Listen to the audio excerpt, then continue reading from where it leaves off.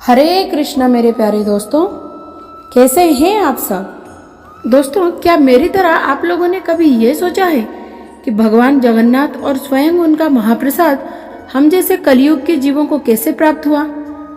क्या रहस्य है इसका?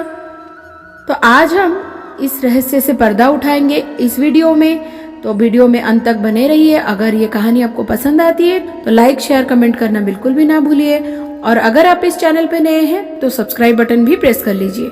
तो देर ना करते हुए चलते हैं हमारी आज की कहानी की तरफ। बात बहुत पुरानी है। एक दिन क्या हुआ कि हमारी शुद्ध भक्त नारद मुनि विहार करते करते वैकुंठ लोक में चले गए। उन्होंने लक्ष्मी देवी को हृदयपूर्वक सेवा की और उनकी सेवा से लक्ष्मी देवी प्रसन्न हो गई। और इसी प्रसन्नता में उन्होंने नारद मुनि से कहा कि वत्स, जो तुम्हारे दिल में है तुम वो वरदान आज मुझसे मांग सकते हो। अब नारद मुनि भी अत्यंत चतुर और बुद्धिमान हैं, तो उन्होंने कहा कि माता, मैं मांगना तो चाहता हूँ, लेकिन आप मुझे वचन दीजिए कि जो भी मैं मांगूंगा वो आप मुझे अवश्य देंगी। तो लक्ष्मी जी भी तैयार हो गई। अब नारद मुनि ने वर मांगते हुए लक्ष्मी जी से कहा कि माता, अगर आप सच में मुझे कुछ देना ही चाहती हैं तो कृपया मुझे भगवान नारायण की उच्छिष्ट महाप्रसाद दे दीजिए। बस तो फिर क्या था। ये सुन के देवी लक्ष्मी के चेहरे पर उदासी के बादल छा गए।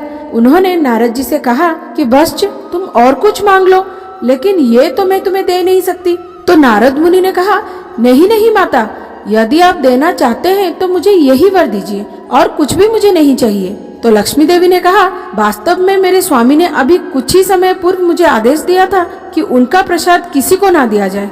हे पुत्र, तुम मेरी व्यथा को समझने के प्रयास करो। मैं अपनी स्वामी के आदेश का अवज्ञा कैसे कर सकती हूँ। अब नारद मुनि इतने सरलता से हार मानने वालों में से तो है नहीं। उन्होंने लक्ष्मी देवी को याद दिलाते हुए कहा कि हे माता, आप तो स्वयं भगवान श्रीहरि की प्रिय पत्नी है, आपको मुझे ये वर देना ही होगा।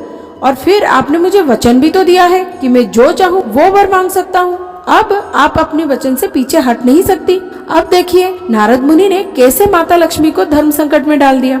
एक तरफ अपने पति की आज्ञा और दूसरी तरफ उनका दिया हुआ वचन। कुछ समय बाद लक्ष्मी जी भोग लेकर भगवान नारायण के पास गई। उन्होंने अत्यंत प्रेम पूर्वक अपने स्वामी भगवान नारायण की सेवा की। उनके सेवा में तो कोई त्रुटि नहीं थी, लेकिन फिर भी उनके चेहरे पर एक उदासी की रेखा थी जो भगवान श्रीहरि से छुप नहीं पाई।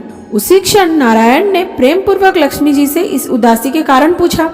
तो लक्ष्मी देवी उनके चरणों में गिर पड़ी और अश्रुपूरित नेत्रों से उन्होंने भगवान विष्णु को नारद मुनि के साथ हुआ संपूर्ण वृतांत और अपने संकट भी कह सुनाई। ये सुनकर मुस्कुराते हुए भगवान श्रीहरि ने देवी लक्ष्मी को आश्वस्त करते हुए कहा कि ठीक है, आज के दिन के लिए मैं अपना आदेश को वापस लेता हूँ। आप मेरा महाप्रसाद नारद जी को दे सकती है, लेकिन एक बात का ध्यान रखिएगा जरूर कि ये प्रसाद आप उस प्रकार देना कि मुझे पता ही ना चले। भगवान श्रीहरि की बात सुनकर माता लक्ष्मी अत्यंत प्रसन्न हो गई। जब भगवान नारायण का ध्यान नहीं था, उस समय तुरंत उन्होंने भगवान नारायण के महाप्रसाद की थाली वहां से उठा ली और सफलतापूर्वक नारद मुनि को दे दी।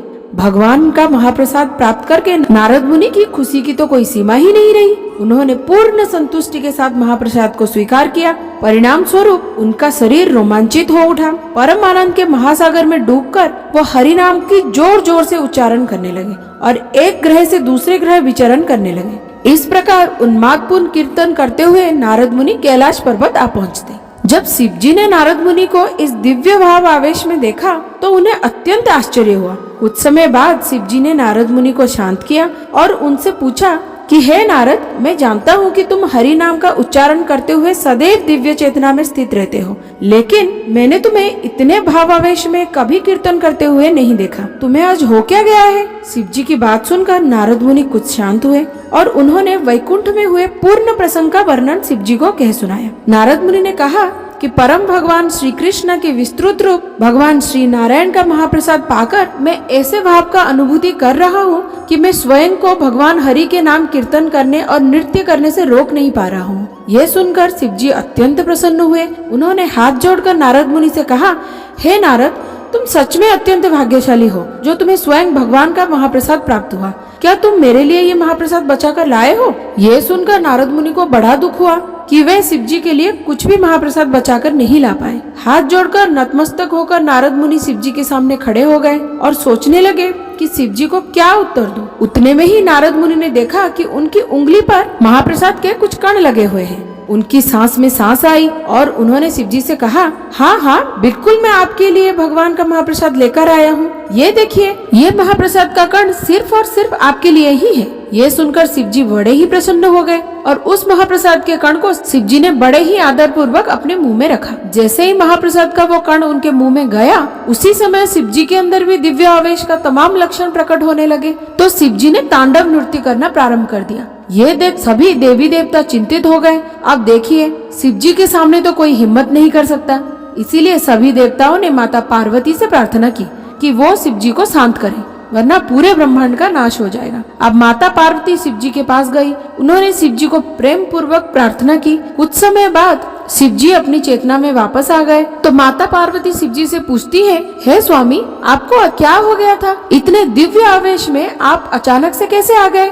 पार्वती जी के प्रश्न सुनते ही शिव जी ने उन्हें बताया कि किस प्रकार उनको महाप्रसाद प्राप्त हुआ और उनके अंदर वो परम आनंद की लहरें उठी। ये सुनकर माता पार्वती ने आशा भरी नेत्रों से शिव जी की ओर देखा और पूछा, तो क्या आप मेरे लिए भी कुछ महाप्रसाद बचा कर रखे हैं? अब ये सुनकर शिव जी एकदम चुप हो गए। उन्होंने स्वयं इतनी मुश्किल से ये महाप्रसाद का कण प्राप्त किया था, उसमें भी वो माता पार्वती के लिए कैसे बचा कर रखते? ये देखकर माता पार्वती को अत्यंत क्रोध आया। उनके क्रोध की ज्वाला में समस्त ब्रह्मांड जलने लगा। इस स्थिति को देखकर सभी देवता और ऋषि समझ गए कि अब कुछ ही समय में समस्त ब्रह्मांड नष्ट हो जाएगा। इसीलिए भगवान ब्रह्मा सभी देवता और ऋषि मुनि को लेकर भगवान विष्णु के पास आए और वहां जाकर उन्होंने समस्त परिस्थिति के विषय में भगवान श्रीहरि को अवगत करवाया। ये सुनकर श्रीहरि कैलाश पर्वत पर माता पार्वती के पास गए। उन्होंने माता पार्वती को कहा कि आपको जितना महाप्रसाद चाहिए उतना आपको मिलेगा, परंतु कृपया आप शांत हो जाएं, अन्यथा आपके क्रोध की ज्वाला में आपकी ये सभी संतानों का विनाश हो जाएगा। भगवान श्रीहरि की बात सुनकर माता पार्वती शांत हो गई, लेकिन उन्होंने भगवान नारायण से कहा कि यदि आप केवल मुझे ही अपना महाप्रसाद देंगे तो भी मैं संतुष्ट नहीं होंगी। कृपया आप ऐसी व्यवस्था करें कि आपका महाप्रसाद सभी जीव आत्माओं को प्राप्त हो, यहाँ तक कि निम्न योनि के पशु और जीव भी उसे ग्रहण कर सके और उनका उद्धार हो सके। भगवान श्री विष्णु मुस्कुराए और उन्होंने कहा, तथास्तु। हे देवी पार्वती, आपकी इच्छा पूर्ण करने हेतु मैं नीलाचल धाम में प्रकट होऊंगा। मेरा मंदिर का प्रसाद विश्वविख्यात होगा।